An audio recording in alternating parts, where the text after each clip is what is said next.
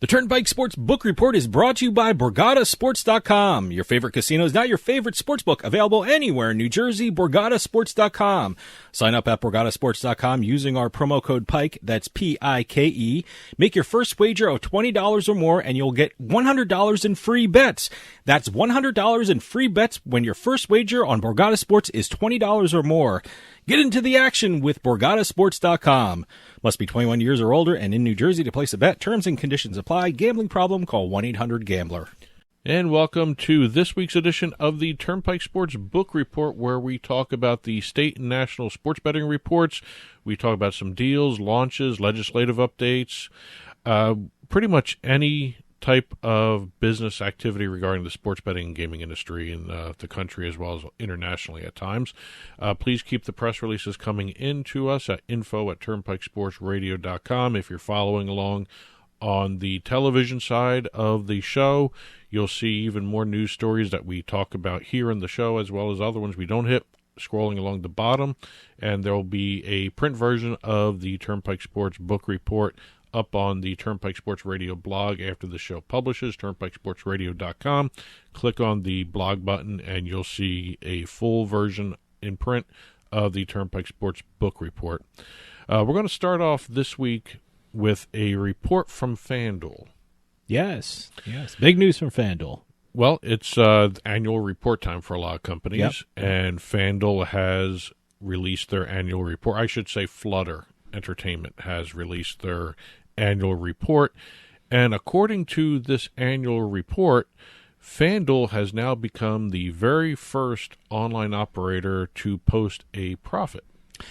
Yeah, no, it's very interesting. I mean, you see all the numbers being thrown around, the handle numbers, the revenue numbers, but really, these sportsbook operators are, certainly they're paying their salaries of the people working for them, and they're paying the taxes and things like that, but not a lot of them are showing a profit yet, and FanDuel is the first one to actually say, yeah, no, we got a profit. Well, it's very interesting how a lot of companies also handle their profit reporting. Yes, very creative accounting. Yes. So a lot of tax deductions and things like that. You even have companies almost reveling in it. I mean, you have DraftKings over there saying we're losing money, but we're going to do it in the long run, so just hang in there. So. But Flutter has released their annual report, and according to the annual report, the FanDuel brand has finally generated a profit of $14 million. Great. Yeah. I mean, you're talking billions being spent over the last couple of years, but $14 million is the first little slice of profit that they have shown. That's what makes this business so interesting. The exchange of money and how it's recorded and where the money goes and how it's spent and the profits and the promos and the things like that. So it's very interesting. It's very interesting. If you're an accountant in the sports betting business, you must be thrilled because it's such an exciting way to look at these numbers. You do come up with creative ways to do the books, just to show exactly where profit is coming from and where it's not coming from. Yeah. Here, with regards to FanDuel, or at least the FanDuel brand under the Flutter Entertainment family, most of it's coming from the United States in terms of the profit. It's iGaming and online sports betting that they're talking about here. The majority of the money coming in of the $14 million profit. I can't believe we're saying $14 million is a great number, especially after they've spent, $1 billion last year in terms of marketing and acquisitions. But for the $14 million is coming from the more mature sports betting states or more mature casino states, New Jersey, Pennsylvania, Indiana, Illinois, older ones. Let me tell you something. FanDuel is one of my favorite sports books. That's like my go-to sports book. That's the first one I look at usually because I like FanDuel. I like their iGaming component. They have the casino and stuff like that up on top. Certainly their daily fantasy sports, I've gotten used to them playing on the daily fantasy sports. We used to read commercials for them. Yes. Their commercials are very interesting for the daily fantasy. They always gave me a script in where I had to put in my personal experiences of that week, and I always lost on daily fantasy. So I was like trying to turn a good point into a terrible point, and like Dave from New Jersey took $15 and turned it into $5. Yes. So something like that. So what's no, I have an affection for Fanduel. So that's always my go-to book, my go-to casino, and my go-to daily fantasy. So.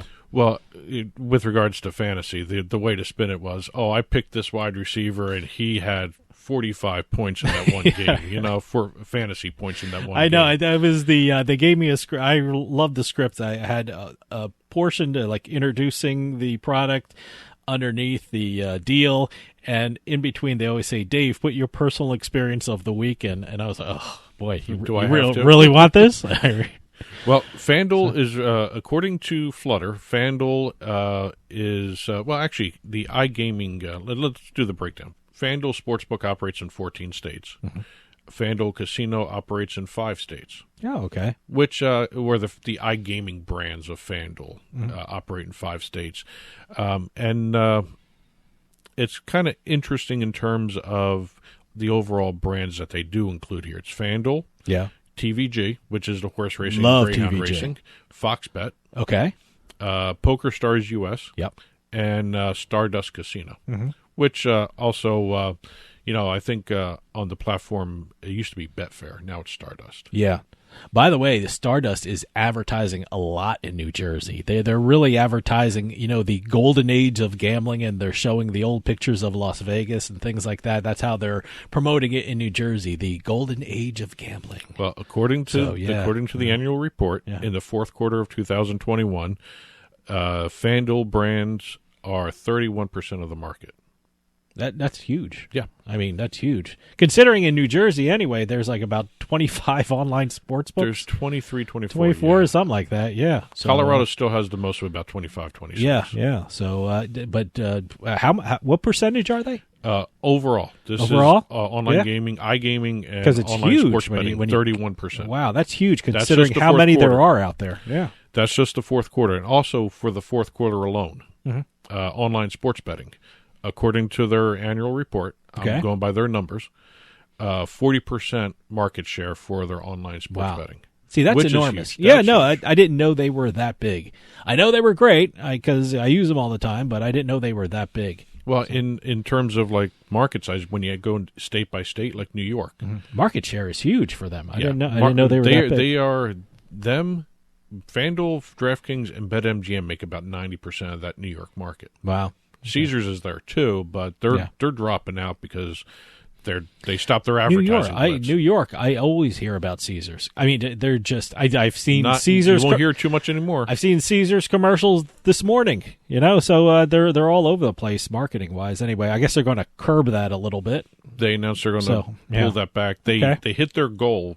Yeah, I would guess so. I don't know if they announced that too soon. I don't know. But they have great commercials. They had the Mannings on. They have Halle Berry playing Cleopatra. They have amazing commercials. But I think the problem with Caesars might be brand recognition in terms of when they're not in front of you, you don't think of them. Well, because I noticed when Caesars first launched in New York, they were the leader. First 3 weeks, they were the leader. Then they start slowly sliding down, and you got FanDuel as number 1, DraftKings number 2, Caesars there, BetMGM. Yeah. And I think it's a factor of they may have pulled their initial promo offer too soon, maybe.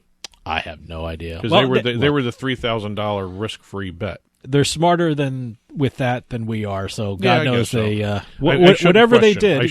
Question. How dare you question? But again, it's just interesting to see them starting to slide further and further back. And we'll see. I'm waiting for BetMGM to maybe overtake not only Caesars, but also maybe one of the other ones. I know FanDuel's number 1.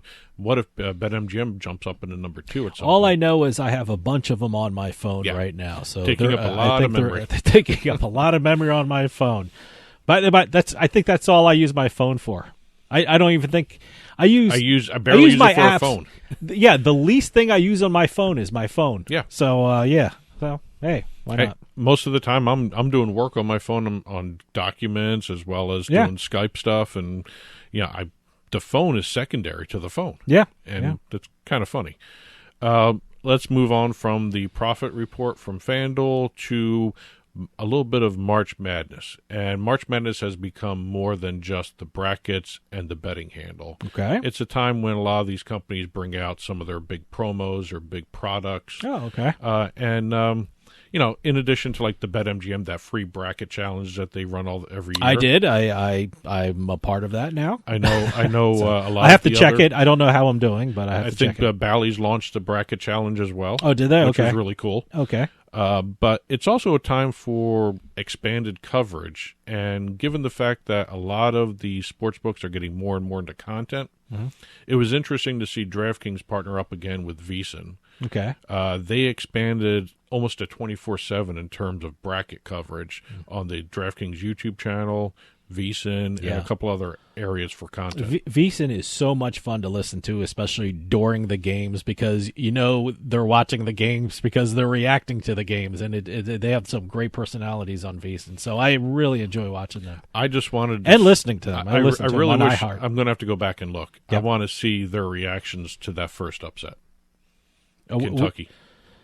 Oh, the Kentucky upset? Yeah. Yeah. UConn got upset, too, in the first round. But so, nothing like that. I think that was... Kentucky. Boy, that hurt a lot What of did people. ESPN say my was God. the fourth biggest upset in bracket history or something like that? Something like that, yeah. It was weird. It's up there. So. But again, and also there was the first report the next morning after that upset happening. I think... what was it, 192 perfect brackets remained after that upset? Yeah, so, after several million people... That broke a lot of people's brackets. It broke mine a little bit. Yeah. Well, you actually made money on that. I made because money, you had a bet that what rank 15 would beat a 2 or something like that. I had in the first round 15 would beat a 2. Right, so you made that 2. Yeah, well, you made out. You made out. That too. I mean, so. you turned lemons into lemonade, I guess. But in addition to increasing coverage in terms of content, we've also got a group like PointsBet. Yeah. Now, PointsBet just recently acquired a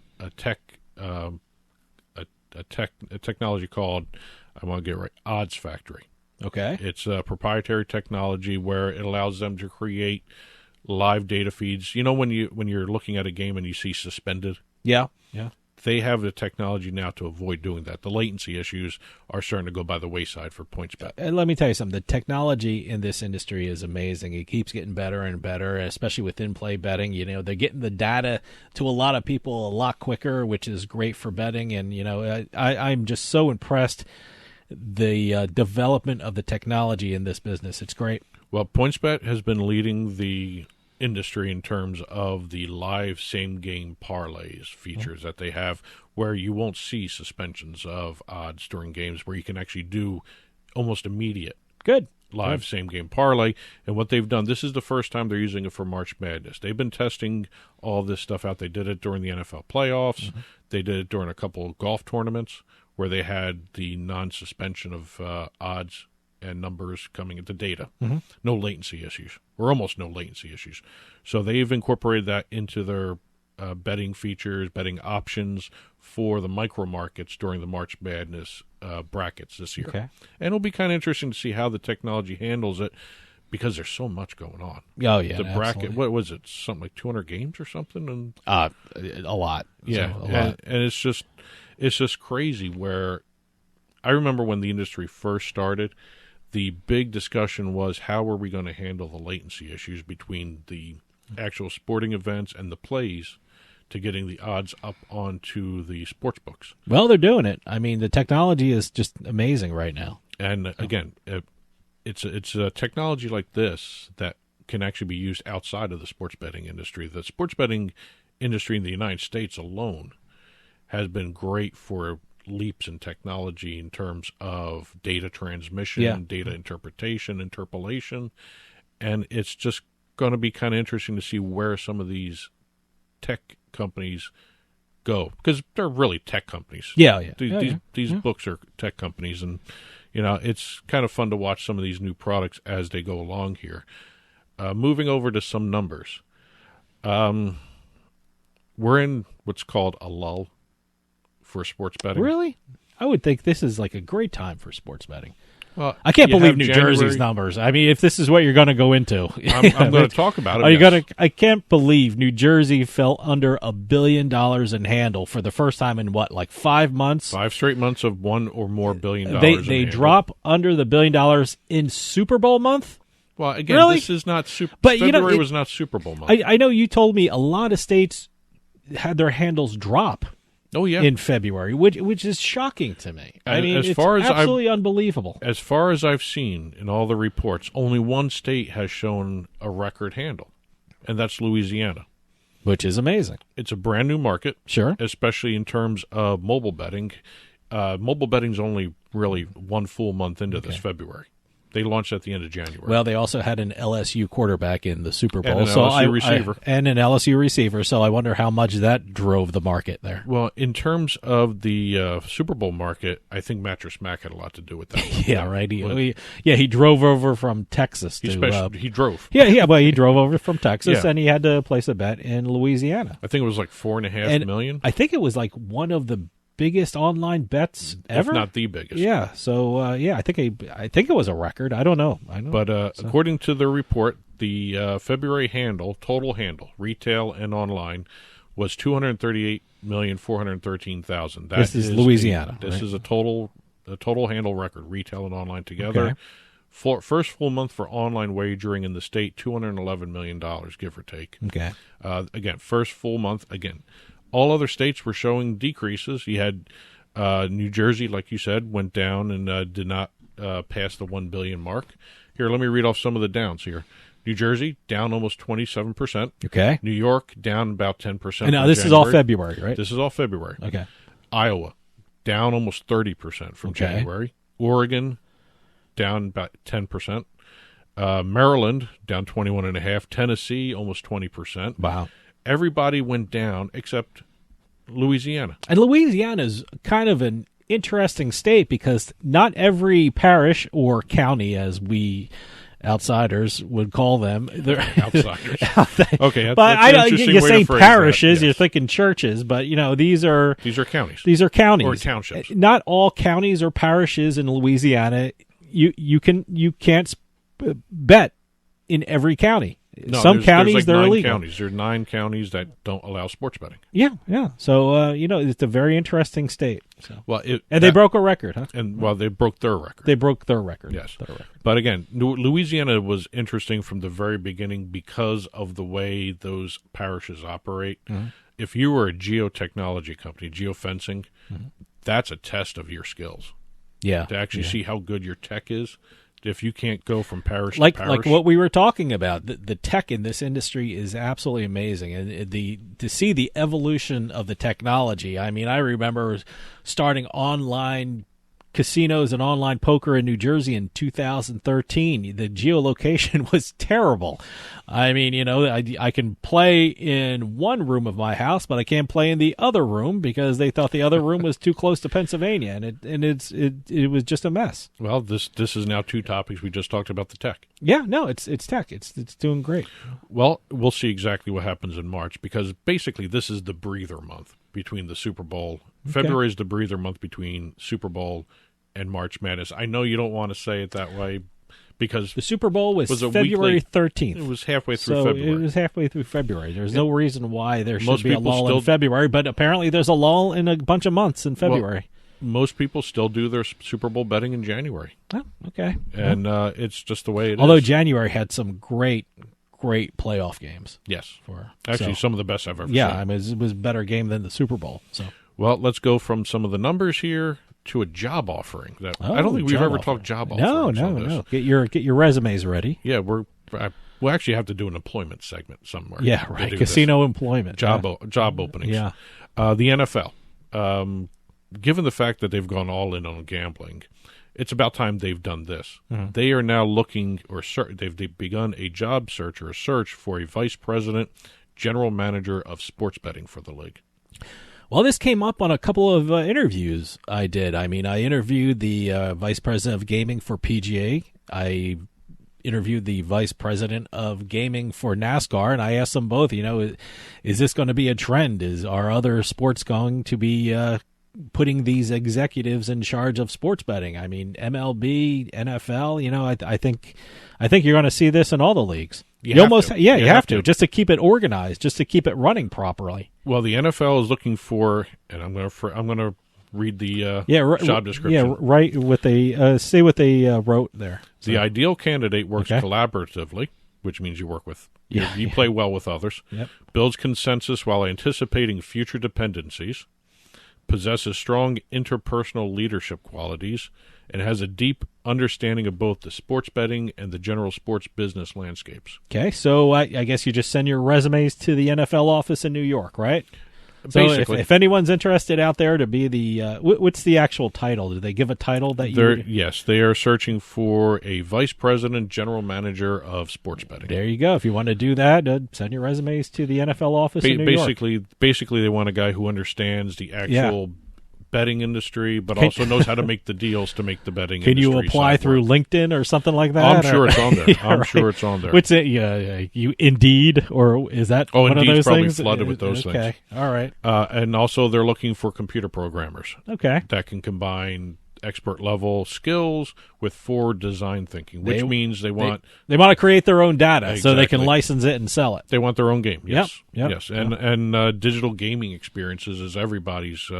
Every sport right now wants that, especially like Major League Baseball. Major League Baseball actually had to carve out some gambling components in their new CBA. Sure.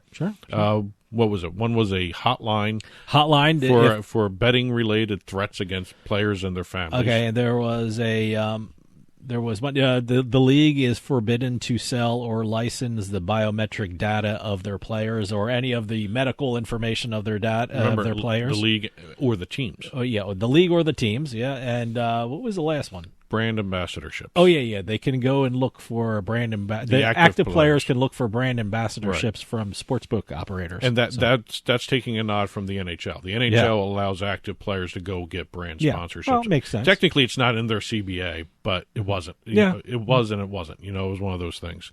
So that's kind of some of the new, I guess, job offerings we're going to start seeing coming down the road. I mean, usually we're seeing sportsbooks doing compliance directors. Well, one thing about the sports betting industry, it creates jobs. Yeah. You got to realize that. A couple quick deals to hit before we're out of here for the week. Ocean Casino, well, this is a launch. Ocean Casino Resort release renderings of their new gallery bar booking games. I'm messing up the name now. Yeah, no, it looks beautiful. I can't wait. I guess it's going to be open this summer, right? Yep, okay. 1,200 square foot venue, which features a 100-foot elevated bar. Wow. I don't know how high an elevation it is. Maybe it's a step up. I don't know. But it's an elevated bar and lounge, 59 seats, 12 slot machines, blackjack and roulette tables surrounding which is really perimeter cool. of the bar. I mean, it's a full gambling experience while you're drinking. So and you're going to you go. And you're going to have 140 feet worth of LED walls lining the venue. So you're drinking, you're watching the TVs, and you're going to get really dizzy from all the activity, and you're going to fall off the 100-foot of the elevated bar, huh? Right. Okay, just be careful. Hall of Fame Resort. They better have railings. Hall of Fame Resort and Entertainment Company just announced that, or they confirmed in their earnings calls, that they are partnered with Genesis Global for the online mobile platform in the state of Ohio. Great. The retail side is going to be handled by Rush Street. That's going to be in the hall. Yeah. So sports betting right across the street from the Football Hall of Fame. Exactly. Who would have thought that a couple of years ago? Rush Street Interactive did a deal with Joaquim Noah. Okay. For brand ambassadorship in Illinois for both Bet Rivers and Play Sugar House. Good. Even though Play Sugar House doesn't exist in Illinois. Yeah. Okay. So I did not know that. I'm assuming they're preparing for like maybe Florida. Oh, because he's played in Florida. Yeah. Okay. College ball. Okay. So maybe, I don't know. Golden Nugget Sportsbook in Michigan announced a deal with Detroit City FC. It's the inaugural season for Detroit City in the USL Championship League. You're going to see Detroit City lines on Golden Nuggets online sportsbook in Michigan, but nationwide you're going to see USL lines on Golden Nugget Sportsbook itself. I haven't bet on soccer a lot, so I haven't had the urge. I don't know when they're playing. I know I don't watch it. I don't know when they're playing. I'm just sorry. So. I just don't. I don't bet on soccer. Last but not least, Stake.com. Now they're the guys who had Drake using them to bet on the Super Bowl. Yes, that was a big story. They are a cryptocurrency sportsbook. Okay. And in addition to doing a deal with Drake for him to do some content with them, where he's going to be playing on Stake.com, and people can play along with him and win money based upon his winnings. Oh, okay. Stake.com just did their first deal with the Formula 1 and Formula 2 racing with the Fittipaldi brothers. Oh, okay. Big names? Fittipaldis are going to be not only having Stake.com on their cars and other places, they're also going to be doing Twitch streams. Oh, cool. Giving their insight on races and whatnot regarding Stake.com. Cool. So that's it for this week's book report. Again, if you've been watching on TV, there have been plenty of other stories scrolling along the bottom. And also, there'll be a print version of this, which has even more stories that we didn't have time to get to this week. Head on over to turnpikesportsradio.com, click on the blog button. You'll see the print version there. And please keep those press releases coming in, info@turnpikesportsradio.com. And that'll do it for us this week. We'll see you next time on the Turnpike.